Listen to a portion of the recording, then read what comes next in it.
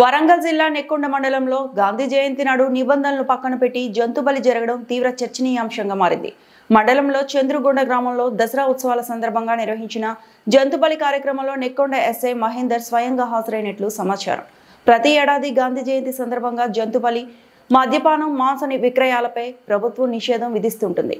ఈసారి కూడా ఆ నియమాలు అమలులో ఉన్నప్పటికీ వాటిని పక్కన పెట్టి పోలీసులు స్వయంగా పాల్గొనడం స్థానికుల్లో తీవ్ర విమర్శలకు దారితీస్తోంది.